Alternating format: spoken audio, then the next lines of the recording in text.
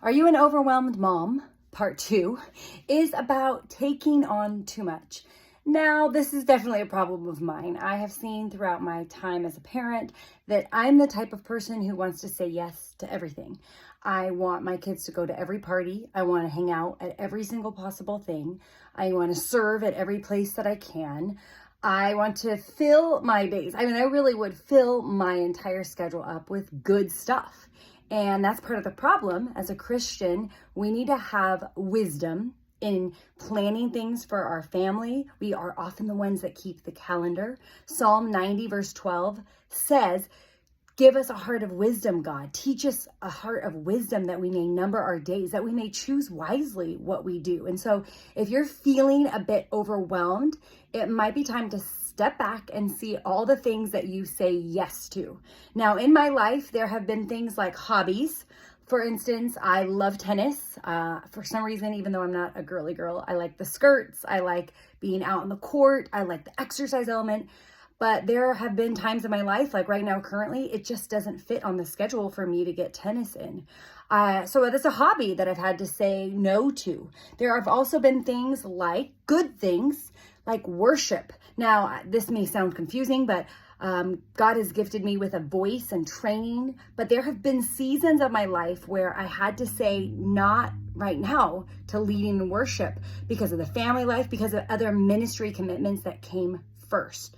So I think it's good for us as moms, as the calendar keepers, right, in our family, which is usually super true, for us to step back and to say, what are some of the things that we might need to say no to?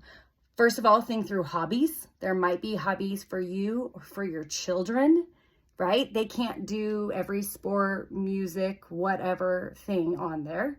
There might be also things like activities, birthday parties, parties in general, outings, field trips with your homeschool group. I don't know what it is. Sometimes it would be best to say no to some of those things.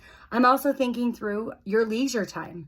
Some of us have like a really high number of what we want for leisure time. We want multiple hours on the weekends, every night, midday, we need that nap. Maybe you're in a season right now where that number needs to be a tiny bit smaller or a lot smaller. Because you need to fit in the right sort of things. You need to make sure there's room for the things that God's called you to do. And also just, think through what are the extras that kind of come into your schedule that are maybe something that doesn't have to be there, but that you just really like. I don't know. That could be different for every person. But in bringing all this up, I just want to make sure that we remember there are certain things we must say yes to as faithful Christians. We must say yes to our time with God. We must have that daily time, that quiet time where we read from his word and we talk to him in prayer. We must say yes to our husbands. We need to serve them. We need to keep them first. We need to make sure that we are supportive and helpful companions to them. We can't say no to that in our relationship. Our children, if you have children, you need to say yes to them. You need to train them. You need to teach them.